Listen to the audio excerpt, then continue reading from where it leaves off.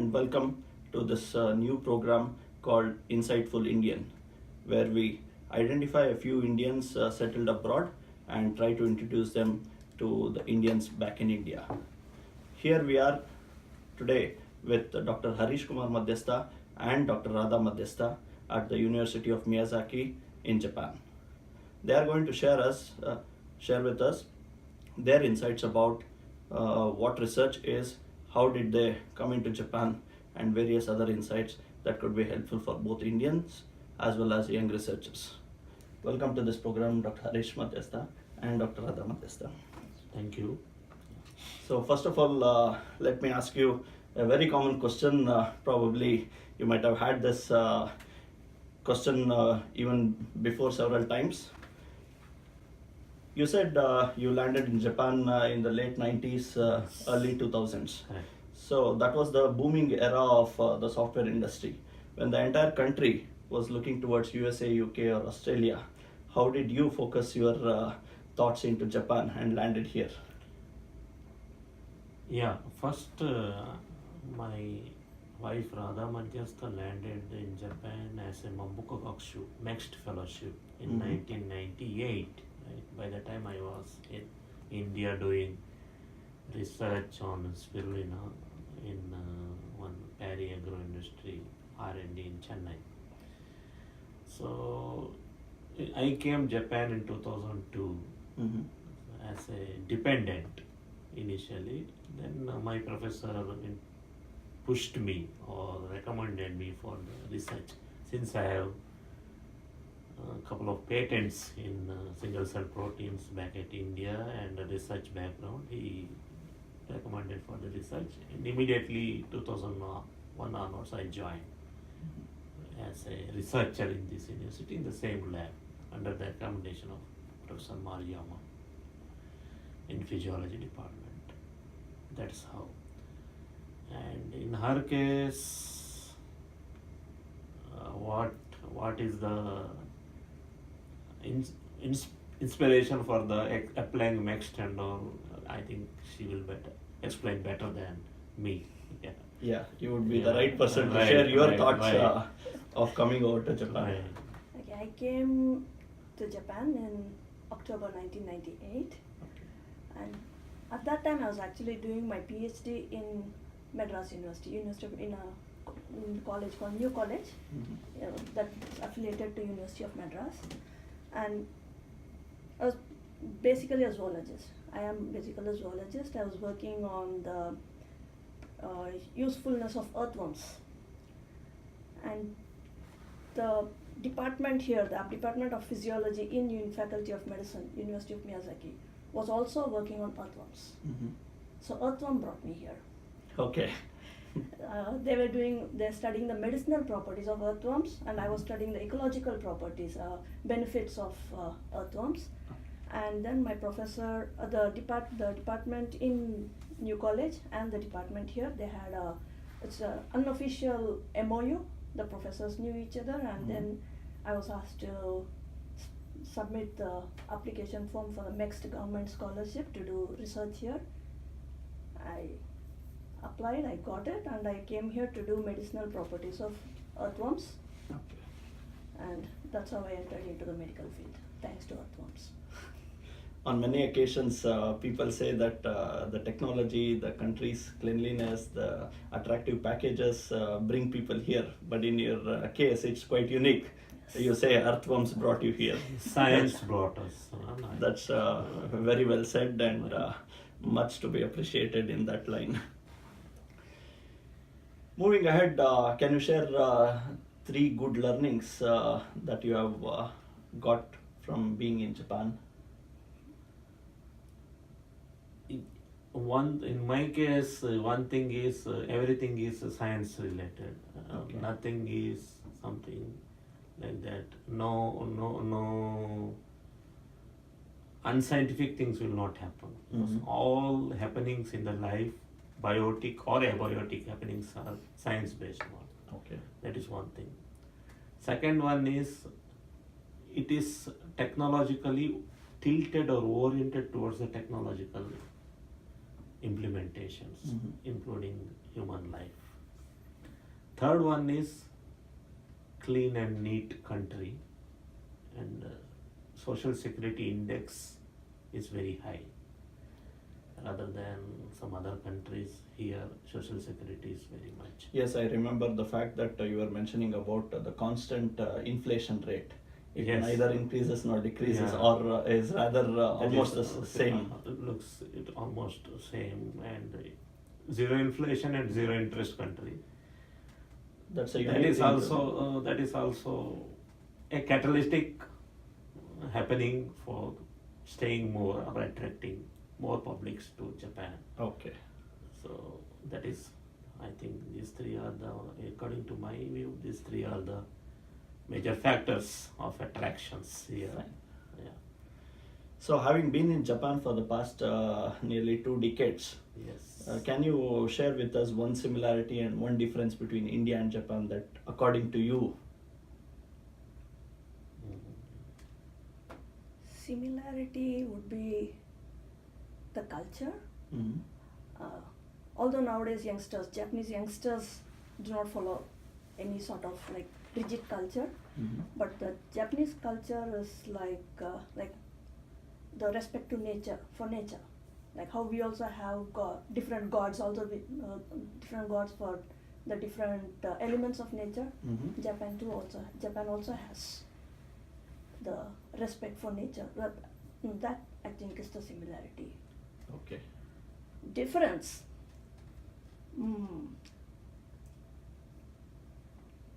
People's what do you say? Social behavior. Mhm. People here are more like you first, but in our country it is me first. We don't follow cues. We don't. So that's a big difference, I find. Yeah, that's pretty evident back in India, and it's quite unique to be identified here in Japan that whenever we stop in front of a traffic signal, the opposite side person is left first to pass through, and then the person drives away in his way. And another difference is hierarchy, system of hierarchism is also there in Japan and India. But here, when it comes to the society or environment, that hierarchy system will not play important or governing role in the implementation. For example, we have campus cleaning, and we have society cleaning, and we have street cleaning process once in a month. There, director of a company or a professor of a university or a scientist in a center or a common fellow, this ordinary public, everybody will rush to that task Mhm. and do in a cumulative fashions. Okay. There they will not show any hierarchism that I am a director, professor, or such and such, all those things, and you are a small, low level agriculturist or whatever it is. That kind of system is not there. Mhm. Whereas in India, I'm sorry, unfortunately, this hierarchism, even in the social implementation system, is also there. So that is one difference, major difference I am finding here. Okay. As both of you are well recognized researchers, having been in the field of research and for nearly 2 decades, what according to you is research? How do you perceive research? Maybe each one of you can share one of your thought. So for me, our university logo, university slogan is look at the world, start at the community. That means we learn many things from community and give back to that particular community itself at the spot. Mhm. For example, as you must as you visited in this under this project, under this program, JST program, you visited agriculture research station of Miyazaki prefecture. There they are giving more emphasis on the vegetables and crops of the local needs. Mhm. They do particular research on that. On, for example, flat head piments, green chilies, and seedless king corn, development of the seedless king corn orange variety. Those are all, and Huguenots, that is also local variety. So they are giving more emphasis on the local needs so that local farmers can produce that one and export or distribute to other parts of the country or other nations. That kind of local need and local emphasis research is given more important to the all prefectures. That is one thing. That means we learn the difficulties from the community and we giving the back to the. That is one thing. That is really, I think India should implement this kind of local needs, which is immediately beneficial to the society and public at par. I think that is most important. What about you? Research. So we are just searching something for which the answer is already there. It's hidden. So each of us will have a different question that we ask ourselves. So research field should be a place where you are, where it is easy for you to search for your own questions. The usual research environment in most parts of the, I think in almost everywhere in the world is the lab. Everyone, whoever is working in one particular lab should focus their studies, research studies, based on that lab's theme. But I think it should be individual based theme, like whatever you are interested in. We should have an open-minded lab system where anyone can do whatever theme he wants to research on, he can do. Fortunately, we are in such a laboratory where there is no binding factor, like you're supposed to do research only on this theme, like only on cancer or only on diabetes or only on this protein or only on this gene. We don't have such a closed environment. We can do, like I usually call it in Japanese we say jiu kenkyu. Jiu kenkyu means free research. So your research, and especially now this present day, we have access to all high techs. Information is easily available to us because of the internet and even the global, the globe is big, the world is getting smaller. I mean, the communication is much faster than what it was 20 years before, 20, 30 years before. 20 to 30 years ago. So it's much easier to do research nowadays. So I think people should focus on what they want to do rather than focus on career oriented, like this. If I take the study, if I go on the cancer line, then I may get into I may go up the career.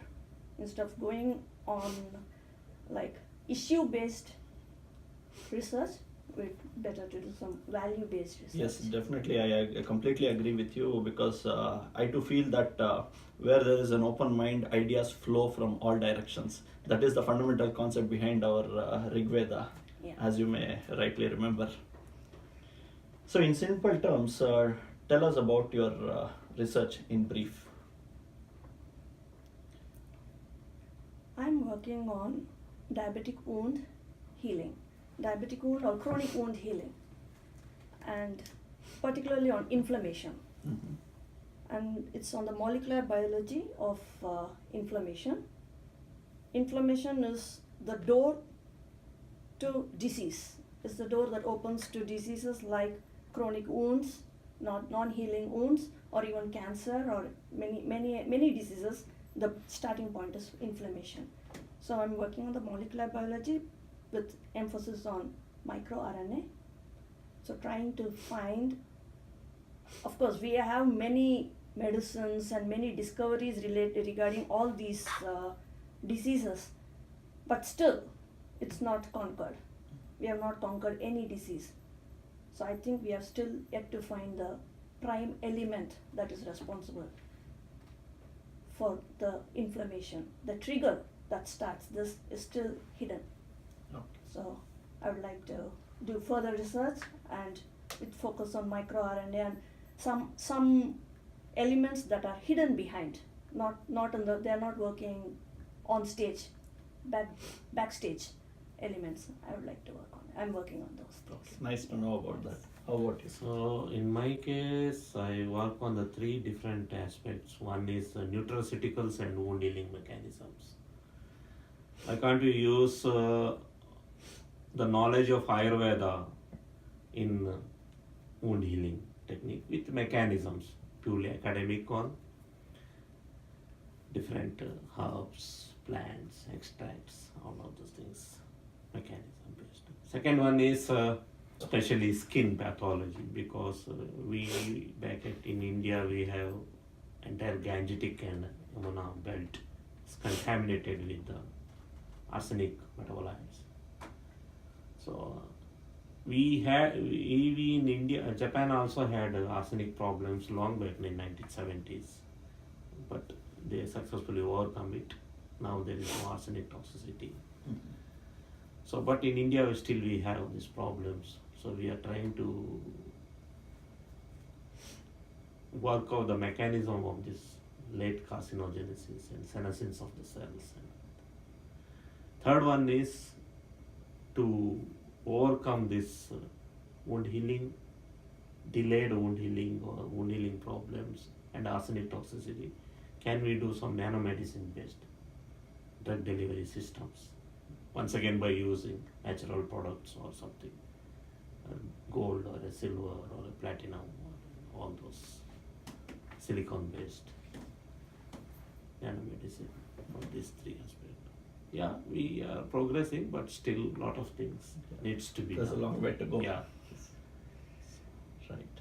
So, having hosted several Indians on various programs sponsored by the Japanese Science and Technology Agency, can you share with us what are the different schemes and programs that are available for the Indian researchers to come out to Japan through Japanese governmental bodies? They give long-term fellowships and short-term fellowships for the postdoctoral programs. Then we have MEXT program, MEXT fellowships, which is once again embassy recommended system for the doctoral programs. And bilateral projects like Indo-Japan, ICJCPS for workshop or this one, seminars and research. Then we have SATREPS program for India, specific SATREP programs are there. And for the student perspective, recently Government of India started many innovative fellowship programs.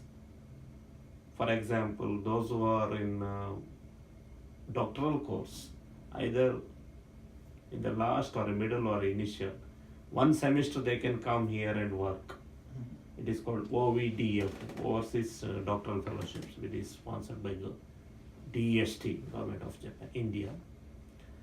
I think that is very good scheme. These are all government to government arrangements. In spite of that, there are many Japanese CSRs, corporate social responsibility. Under that scheme, they have many foundation fellowships are also available.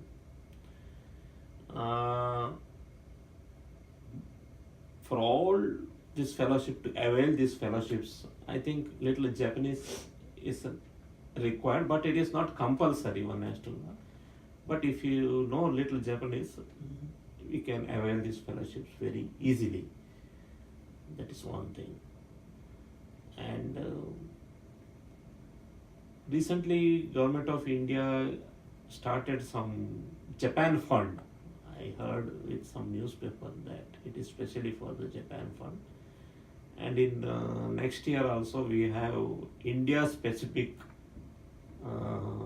Japan academic exchange meeting in Government of Japan in Tokyo. Our university is representing that meeting. So that is also a good thing, having you.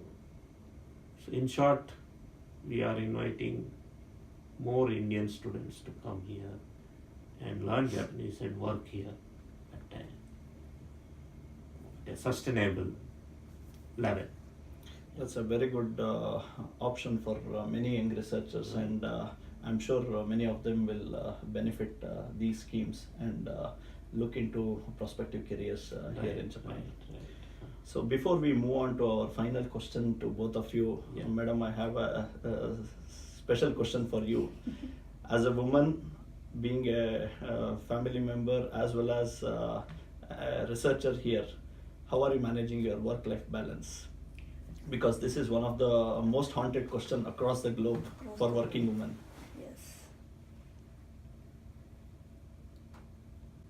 Officially, like our university, University of Miyazaki, we have a program which encourages young